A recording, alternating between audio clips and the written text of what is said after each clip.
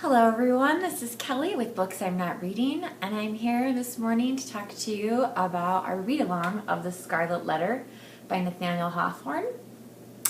So we chose to read The Custom House along with the first 10 chapters this week, and then the rest of the book, I think through November 25th.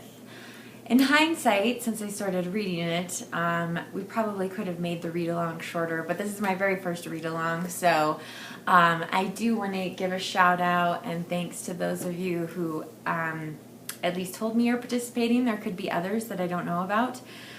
Jo, Lillian. Lillian is describes herself as a Hawthorne fangirl, so she definitely has to be part of the conversation.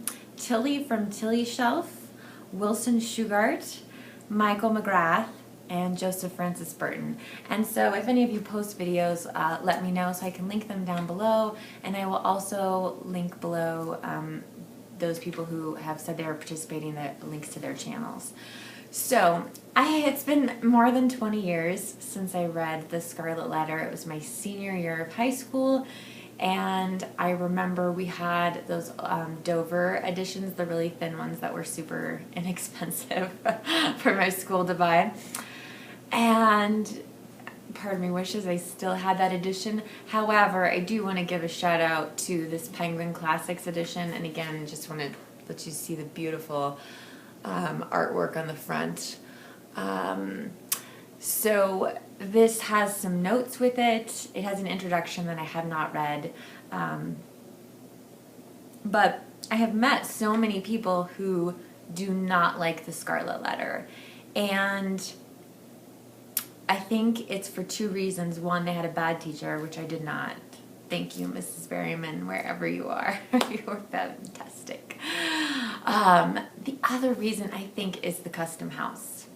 The Custom House is sort of the beginning. It's not chapter one. It's almost like Hawthorne's own introduction to the book. And some of the people I've been chatting with on Voxer have thought the Custom House was funny. But there's a lot of references to things that just don't fit with the rest of the book. I think Wilson said, on Goodreads, when he finished The Customs House, it said he was 20% done with the book, which, yeah, so that's a lot of pages to devote to The Custom House, and it's about, Nathaniel Hawthorne is essentially a character in his own novel, but he was actually the surveyor of the Custom House in Salem, Massachusetts.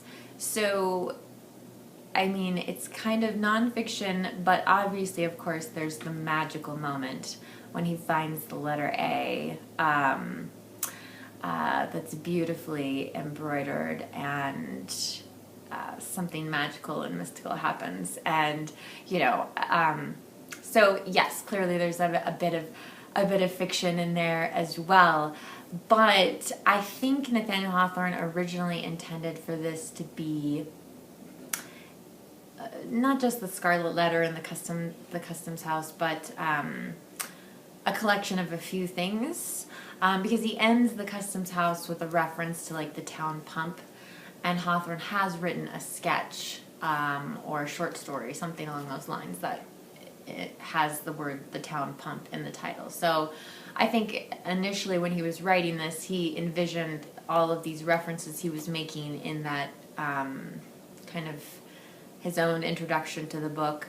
I think that we would have seen those characters reappear in other stories, perhaps, or it would have just fit overall.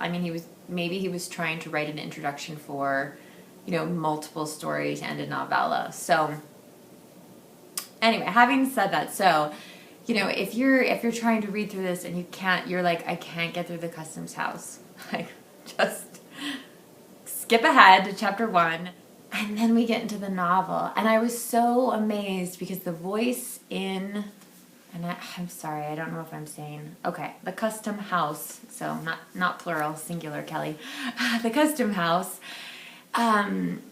he talks about his own family history. One of his ancestors was actually part of the witch trials.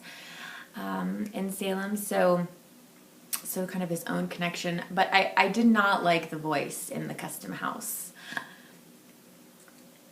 And so I was really worried that maybe my memory was off and that I didn't really love this book. And then as soon as you ease into chapter 1, it was just like the most incredible language, descriptions. There's such a sense of place and time, and it's wonderful writing. It's fantastic. I love it. It still holds up after all this time, and not just the time since I've read it, but since the time it was originally written. It is a great, great book. A few things that I wanted to talk about, and I really had, fortunately or unfortunately, I was super busy this week at work, and so I really didn't have very much time to devote to this, but I did, toward the end of the week, actually have to slow down so that I wouldn't get past chapter 10, because I did not want to talk about anything past chapter 10 in this video. A few things that I wanted to touch on. The irony of this being like a Puritan colony. They've come to America to escape religious persecution, and yet when they get here, they persecute their own people. Hawthorne very much describes them as a hypocritical group of people that, everything is supposed to be followed very closely to the Bible and spiritual matters. And at the same time, they're delighted when this stranger wanders in who says he's a doctor. And so, they do want those kinds of things. Hester herself is only able to really survive in this world because of her gift with the needlepoint. And she sells these very elaborate cuffs for the men. I wish there was almost like maybe an illustrated version or something. She describes she describes a dress that she makes for her daughter Pearl. Pearl being a reference to the pearl of great price from the New Testament. But she turns the dress essentially into the letter A, is how it's described in the book. And I've really tried to visualize what that might look like, and I just don't know. I just don't know enough about Puritan fashion, I guess. But anyway, so she is making these very elaborate, headpieces for babies, for christenings. No veils. Nobody wants a veil from her. From Hester with her giant A.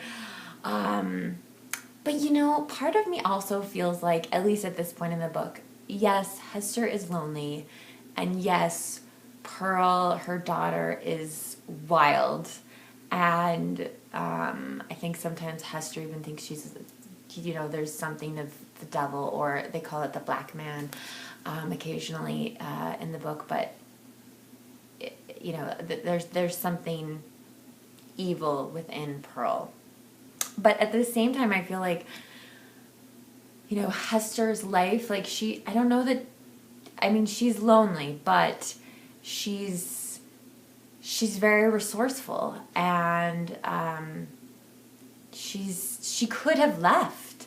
She could have left that place, gone somewhere else, ripped that A off her chest, and been a widow someplace else. But she didn't.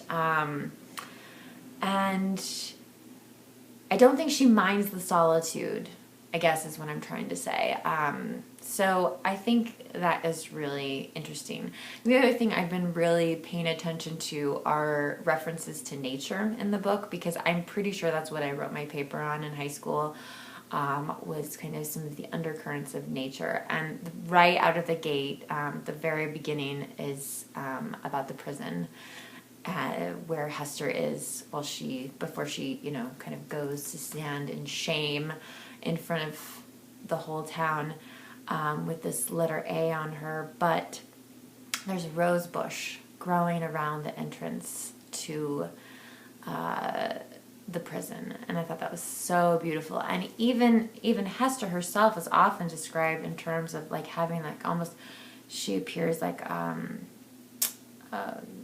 had there been a papist among the crowd of Puritans, he might have seen this beautiful woman, so picturesque in her attire and mien, and with the infant at her bosom, an object to remind him of the image of divine maternity, which so many illustrious painters have vied with one another to represent, something which would remind him indeed, but only by contrast, of the sacred image of sinless motherhood, whose infant was to redeem the world.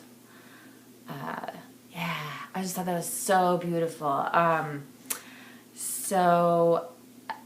And then of course, I mean, there's really, so far in the book, Hester, Pearl, Arthur Dimmesdale, and Roger Chillingworth, who, of course, again, this review includes spoilers, so he used to be Hester's husband, and he vanished for 2 years, and I don't know, like, part of me was just irritated. Like, you leave your wife alone for 2 years, and then you're shocked when you come back and find out she's had a baby with somebody else. Like, you don't leave your wife alone in, new America for 2 years, for Pete's sake. The language is fantastic. It's not overly descriptive. It's not bogged down by anything. It reads quite fast, which is again part of why I'm making this video, is because so I can keep going because I'm pretty sure I will have this done before the 25th. So I may have to pre-record my thoughts about the last half of the book. But so I can't wait to hear what you guys think. And I also really want to know, this is the only Hawthorne I've read, so I really would like to know where to go next. Like, do I read The House of Seven Gables? What do I do? I've been in a bit of a reading slump. Aside from this, I'm on the third book in a row, again, not including this, third book in a row that is just very disappointing. And so hopefully I can finish that this weekend and make a little progress on this and keep. I really think overall the reason that people don't like this book is the custom house, or they had someone instructing them who ruined it for them, essentially. It's a great book. There is so much intricacy in the language. So I'm really, I kind of think I know where everything goes, having read it before, but I'm looking forward to rediscovering it. So I also apologize if I'm a little bit in shadow this morning. I wanted you guys to be able to see the snow. I don't know if you can tell that it's actually snowing, or if it's just like this bright white light out there, but there's little birds. We got about 4 inches of snow overnight, and it's still snowing, so it's going to be a very wintry weekend, which we would expect in November here in this part of the world. So I hope wherever you are, that you are doing well, that you're healthy, and taking care of yourself, and that you get to maybe have a cozy reading day of your own. So I look forward to your thoughts on the book. I look forward to seeing some other videos. And thanks so much for participating and being part of this. It's a delight. Take care.